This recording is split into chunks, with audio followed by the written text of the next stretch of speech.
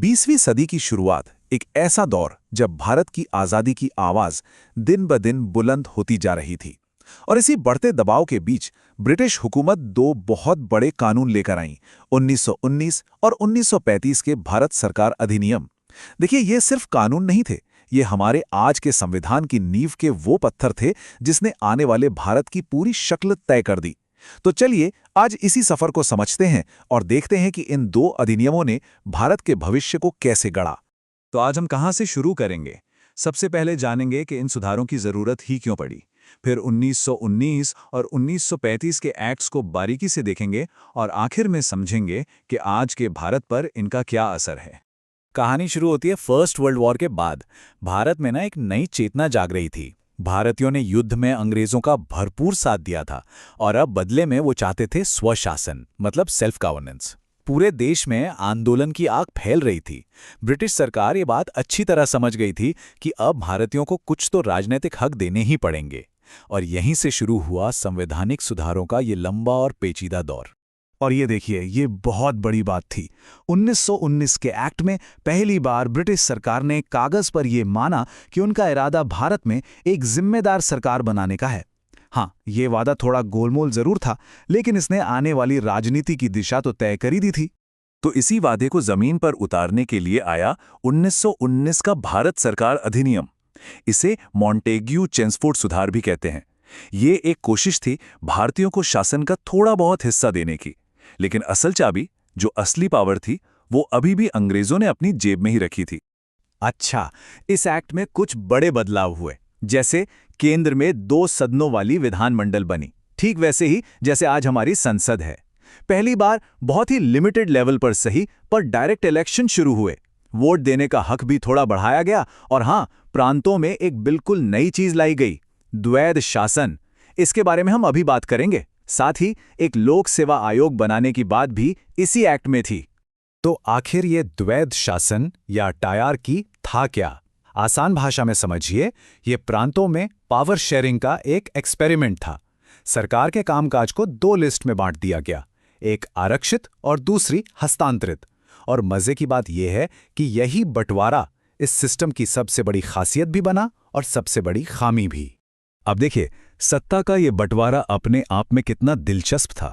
एक तरफ थे आरक्षित विषय, जैसे कि फाइनेंस, पुलिस, जमीन का लगान, मतलब सारे मलाईदार और ताकतवर विभाग, और ये सब सीधे गवर्नर के हाथ में थे।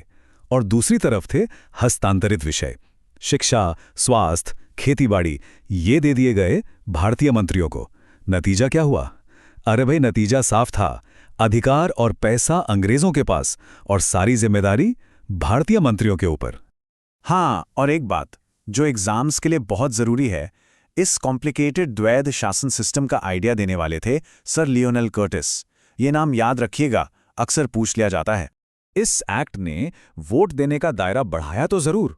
जो आबादी पहले सिर्फ 3% थी, वो अब लगभग 10% हो गई।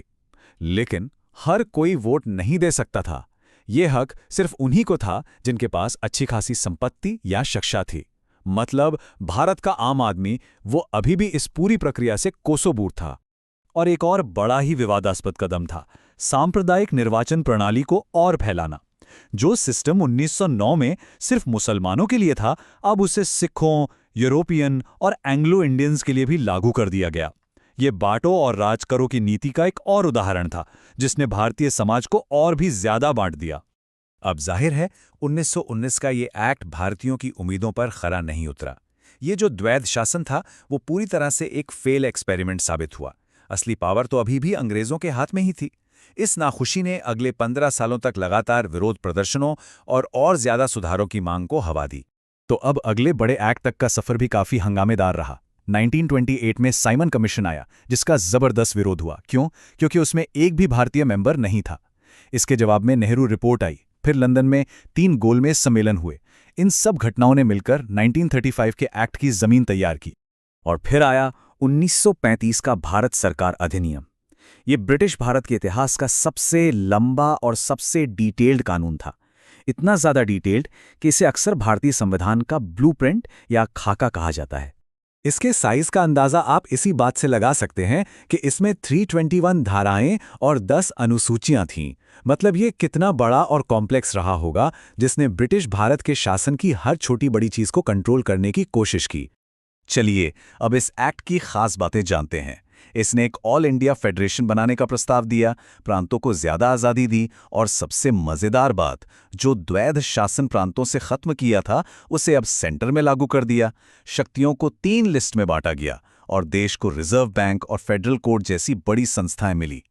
लेकिन एक पेंच था।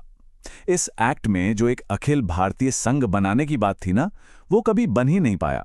और इसकी वजह ये थी कि जो देसी रियासतें थीं, उन्होंने इस संघ में शामिल होने से साफ इनकार कर दिया। तो इस एक्ट का एक बड़ा हिस्सा तो बस कागजों पर ही रह गया। इस एक्ट ने पहली बार शक्तियों का बंटवारा 3 लिस्ट्स में किया, संघ, प्रांतीय और समवर्ती सूची। और ये बंटवारा इतना कारगर था कि आज भी हमारे संविधान का ये एक बहुत जरूरी हिस्सा है। कह सकते हैं कि ये इस एक्ट की सबसे मजबूत विरासतों में से एक है।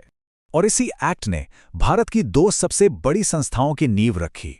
एक फेडरल कोर्ट, जो आगे चलकर हमारा सुप्रीम कोर्ट बना, और दूसरा भारतीय रिजर्व बैंक यानी आरबीआई, जो आज भी देश की अर्थव्यवस्था को संभालता है।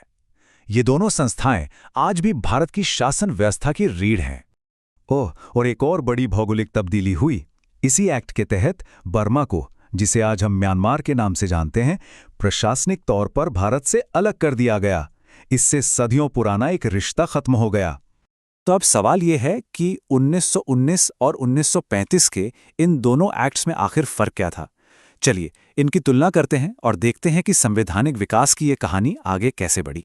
जब हम इन दोनों को आमने सामने रखते हैं तो बदलाव साफ दिखता है। द्वैत शासन वो प्रांतों से उठकर केंद्र में चला गया, वोट देने का हक और बढ़ाया गया, और सबसे जरूरी बात, प्रांतों को पहले से कहीं ज्यादा, बहुत ज्यादा स्वायत्तता यानी ऑटोनॉमी मिली।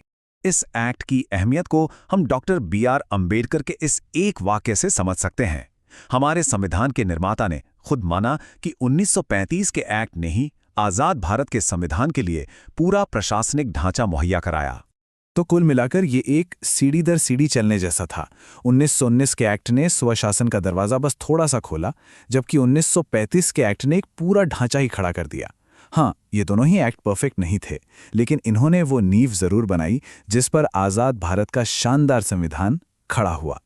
और अंत में एक सवाल छोड़ जाते हैं, क्या 1935 का ये अधिनियम वाकई भारत को आज़ादी की तरफ ले जाने वाला एक कदम था, या फिर ये अंग्रेजी हुकूमत को बनाए रखने का एक और ज़्यादा चालाक तरीका था?